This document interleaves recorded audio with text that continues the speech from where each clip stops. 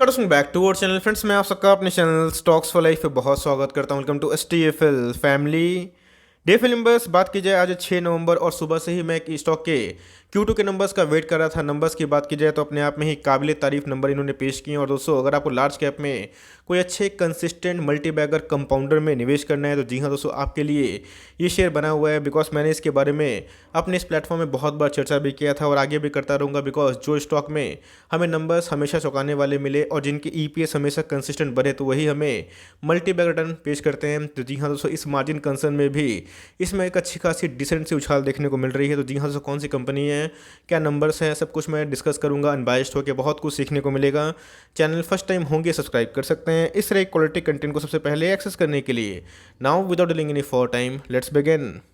जो मुझे regularly follow करते हैं वो आराम से ये जो डेटा है इससे ही समझ जाएंगे। बिकॉज मैंने इसको लास्ट 3-6 महीने में बहुत बार कवर भी किया था। और दोस्तों, मैंने आपको एक ही बात बताई थी कि मार्केट में हमेशा जो स्टॉक कंटिन्यूसली अपने EPS पे काम करे और EPS बीट करें वो दोस्तों हमेशा एक अपलाइन देखने को मिलते हैं और उसमें हमेशा एक तेज़ी देखने को मिलती है। तो जी हाँ दोस्तों, मैंने बहुत बार जिक्र भी किया कि 4 क्वार्टर में 2-3 क्वार्टर ऐसा होता है जहाँ पर दोस्तों अपने EPS को बीट करते हैं। आपने देखा कि निफ्टी के ऐसे बहुत सारे हेवी वेट्स हैं जिनके EPS हमें पिछले कुछ क्वार्टर से बीट होते हुए देखने को नहीं मिल रहे हैं मार्जिन कंसर्न को लेके, जहाँ पे निफ्टी में अच्छी खासी करेक्शन देखने को मिल चुकी है। इसी बीच में गाइस इसमें एक चौंकाने वाले नंबर्स देखने को मिल चुके हैं। तो जी हाँ, फटाफट नंबर्स देखते हैं, उसके बाद हमें रणनीति क्या बनानी है। प्रीटी मच श्योर कि आपके पास ही स्टॉक होना चाहिए, नहीं भी होगा तो मैं आपको बेस्ट बाइंग लेवल बताऊंगा। अगर आपको स्टॉक मार्केट में अच्छे खासे कंपाउंडर में निवेश करना है तो गाइस इन सब स्टॉक्स पे आपकी पकड़ जरूर होनी चाहिए। सारे फिगर्स है रुपीस इन लैक्स है, मैं 100 करोड़ में कन्वर्ट करूंगा। उसके बाद आपको लिख के बताऊंगा और स्पेल भी करूंगा जहां पे आपको बेटर समझ में आए। तो जी हाँ, अगर आप देखें दोस्तों, इनकी जो रेवेन्यू है वह बहुत ही बढ़ते हुए दिखाई पड़ रहे हैं। रेवेन्यू का मतलब दोस्तों जो इनके टोटल इनकम आते हैं, रेवेन्यू फ्रॉम द ऑपरेशन और जिसमें अदर इनकम ऐड होता है। तो कैसे अगर आप देखें तो इनकी जो रेवेन्यू है 1762 से अगर आप देखें तो कैसे हमें 2000 करोड़ के आसपास देखने को मिल रहा है। तो जी हाँ, ईयरली बेसिस की बात की जाए जहाँ पे सितंबर क्वार्टर तक दोस्तों जो लास्ट ईयर में 1760 करोड़ के आसपास रेवेन्यू था, अभी की बात की जाए 2000 करोड़ के आसपास हमें देखने को मिल रहा है। क्वार्टरली बेसिस की बात की जाए तो कैसे आप देख सकते हैं कि हमें 1996 के आसपास देखने को मिल रहा था और उसमें भी हमें एक थोड़ी सी उछाल देखने को मिल रही है। मतलब क्वार्टर क्वार्टर बेसिस पे और ईयरली बेसिस पे दोनों जगह पर दोस्तों इसने अपने रेवेन्यू फ्रंट में बहुत ही अच्छा काम किया है। अब आते हैं खर्चे के बाद। जी हाँ दोस्तों, एक्सपेंसेस की बात की जाए तो कंपनी के खर्च भी होते हैं और हमें ये बात ज़रूर देखना है। बिकॉज मार्केट में आपने देखा कि बहुत ऐसे कंपनीज़ ने टॉप लाइन जो कि इनके रेवेन्यू होते हैं वो तो बहुत ही शानदार थे, लेकिन खर्चे की वजह से इनके बॉटम लाइन गड़बड़ होते हुए देखने को मिल रहे हैं। तो जी हाँ, अगर आप देखें तो जो पहले खर्चे कितने थे गाइस 1069 करोड़ के आसपास, अभी की बात की जाए तो 1247 हमें देखने को मिल रहे हैं। तो जी हाँ दोस्तों, इनके खर्चे में भी बढ़ोतरी देखने को मिल रही है साल दर साल। क्वार्टरली बेसिस की बात की जाए तो गैस 1182 से भी हमें उसमें उछाल देखने को मिल रहा है। तो अब एक बार देखते हैं कि असल में जो कंपनी है प्रॉफिट फॉर द पीरियड इस क्वार्टर में कंपनी ने क्या प्रॉफिट कमाया और इनके वैल्यूएशंस क्या हैं। तो जी हाँ, अगर आप देखें तो जो लास्ट ईयर में इनके प्रॉफिट थे 519 रुपीज़ इन करोड़। अभी की बात कीजिए गैस आप देख सकते हैं कि 606 करोड़ हो चुका है।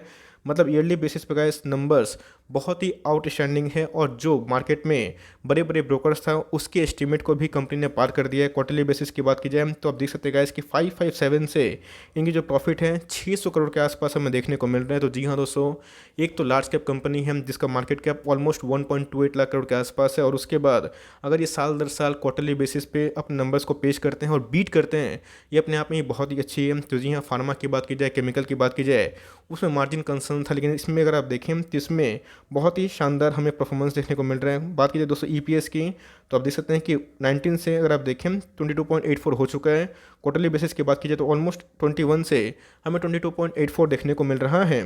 हमने देखा कि इनके जो टॉप लाइन है वो भी सही है, चाहे वो ईयरली बेसिस की बात की जाए, क्वार्टरली बेसिस की बात की जाए, बॉटम लाइन की बात की जाए, जो प्रॉफिट आफ्टर टैक्स आता है और जो EPS आता है उसमें भी हमें ईयर ऑन ईयर और क्वार्टर क्वार्टर दोनों में बहुत अच्छी बढ़ोतरी देखने को मिल जा रही है। स्टॉक का प्राइस अगर आप देखें तो 5217 के आसपास हमें देखने को मिलता है और लास्ट डे जब मोटर ट्रेडिंग हुआ था गाइस उसमें अगर आप देखें तो हमें 1.5% के आसपास तेजी देखने को मिल रही थी। साल भर की बात की जाए तो आप देख सकते हैं मैंने क्या बताया कि मार्केट में अगर आपको कोई कॉन्स्टेंट मल्टीबैगर की तलाश है तो भाई उसमें अगर आपको 30 से 35% मिल जाता है तो ये अपने आप में ही बहुत बड़े नंबर्स होते हैं गैस। और इसका जो कंपाउंडिंग इम्पैक्ट है लॉन्ग टर्म में बहुत ही पॉजिटिव पड़ता है। तो अभी पूरे साल भर की बात की जाए तो इसने 35% के आसपास पैसे बना के दे दिए हैं। 5 ईयर्स की बात की जाए तो आप देख सकते हैं गैस कि 327% के आसपास पैसे बना के दिए, मतलब कि 1 लाख को 4,27,000 किए हैं। तो जी हाँ दोस्तों, अपने आप में ही ये FD से भी बहुत सिक्योर है। आप देख सकते हैं कि इस पूरे जर्नी में इसमें बहुत बड़ा डिप नहीं मिलता और ऐसे कंपनी पे आपको निवेश ज़रूर करना चाहिए। कंपनी का नाम क्या आप देख सकते हैं कि Divi's laboratories. I am pretty much sure दोस्तों कि आपके पास ये स्टॉक जरूर होना चाहिए, नहीं भी है तो कोई दिक्कत वाली बात नहीं है। इन सब स्टॉक्स को आप चाहें तो लॉन्ग टर्म प्लानिंग कर सकते हैं। इसके पहले गए 3200 के भाव पे था, मैंने बहुत बार वीडियो बना के बताया भी था कि चट्टान से मजबूत है और इन सब में गिरावट बहुत ही कम होती है। उसके बाद आपको पता है कि निफ्टी में जब गिरावट हुई थी गैस, इसने 4850 के आसपास बॉटम भी लगाया था, उसके बाद फिर से हमें 5 के ऊपर सस्टेन करता हुआ देखने को मिल रहा है। तो मुझे लगता है गैस कि इसमें लॉन्ग टर्म में और भी अप मूव है और इधर पे अगर आप लॉन्ग टर्म प्लानिंग भी करते हैं तो मेरे हिसाब से आपको ऐसे स्टॉक्स में अभी के टाइम में भी निवेश कर देना चाहिए। मैं क्यों बोल रहा हूँ, अगर आप देखें तो इनकी जो मार्केट कैप है 1,38,000 करोड़ के आसपास है। मतलब दोस्तों कंपनी कोई छोटी मोटी कंपनी नहीं है, मेगा लार्ज कैप कंपनी है। 5427 का स्टॉक हमें देखने को मिलता है। अभी भी अगर आप देखें आपको 200 रुपये डिस्काउंट मिलता है। तो ऑफकोर्स मार्केट में आपको पता है कि ऑपरेटर लोग काफ़ी एक्टिव होते हैं, अच्छे नंबर्स को भी गिरा देते हैं। तो भाई अगर गिरते हैं तो आपको उधर पे ऐसे स्टॉक्स में एकोमोडेशन जरूर करनी चाहिए। फार्मा की बात की जाए तो बहुत ही दिग्गज कंपनी है। स्टॉक अगर आप पी देखें थोड़ा स्लाइट महंगा है, बट अपने आप में ही महंगा इसलिए बिकॉज इनकी ईपीएस काफ़ी कंसिस्टेंट है। 68 के आसपास इनके स्टॉक पी देखने को मिलते हैं। कंपनी अगर आप आरओसी निकालें, रिटर्न ऑन कैपिटल एम्प्लॉयड होता है तो 31% के आसपास है। आरओई की बात की जाए 23% के आसपास हमें निकल के आते हैं, जो अपने आप में ही काफ़ी स्टेबल है। इसी के बारे में डिस्कस करते अगर आप देखें, कंपनी का जो रिजर्व है अपने आप में ही टॉप क्लास है। 9218 के आसपास कंपनी के पास रिजर्व सरप्लस है। इनके पास अगर आप देखें तो कंटिन्यूसली जो रिजर्व की मात्रा है वो बढ़ते हुए दिखाई पड़ रही है और कंपनी के ऊपर 1 रुपये का भी बोरविंग्स नहीं है। इसका मतलब कंपनी काफ़ी कैश रिच है। 1-1.5 लाख करोड़ के आसपास की मार्केट कैप होना, 10,000 करोड़ के आसपास की रिजर्व होना और कोई डेट नहीं होना, हर एक क्वार्टर में कुछ ना कुछ ईपीएस में बीट हो जाना, अपने आप में गैस ये बतलाता है कि ये सब कंपनी लॉन्ग टर्म में कंपाउंडर थी, है और आने वाले कल में भी रहेगी। तो ऑफकोर्स मार्केट में बहुत सारे विकल्प हैं, चाहे लुपिन की बात की जाए, डॉक्टर रेड्डीज की बात की जाए, बट मैंने अपने इस प्लेटफॉर्म पे डिविस लैब को बहुत बार कवर भी किया था और बताया भी था और आगे भी करूँगा, बिकॉज अपने आप में ही बहुत ही टॉप क्लास कंपनी हमें निकल के आती है। अब देखें प्रोमोटर होल्डिंग के बारे में तो 51.95% का जो स्टेक है प्रोमोटर के पास है, जो पिछले कुछ समय से एकदम कांस्टेंट है। एफआईएस की बात की जाए तो उनका स्टेक थोड़ा सा बढ़ता हुआ दिखाई पड़ा। डीएस की बात की जाए माइनर सा स्टेक कट है। बात की जाए पब्लिक की तो उनके पास भी 11% का स्टेक हमें देखने को मिल जाता है। तो अगर आप देखें तो प्रोमोटर्स की बात की जाए, एफआईएस की बात की जाए, डीएस की बात की जाए तो सब में एक बहुत ही अच्छा डिस्ट्रीब्यूशन है और मेरे हिसाब से गाइस इधर पे एक लॉन्ग टर्म का अपॉर्चुनिटी बनता है और इन सब स्टॉक्स में आपको आंखें बंद करके लॉन्ग टर्म की एसआईपी करनी चाहिए। तो मुझे लगता है ये सब कंपनी आपको निराश बिल्कुल भी नहीं करेंगे।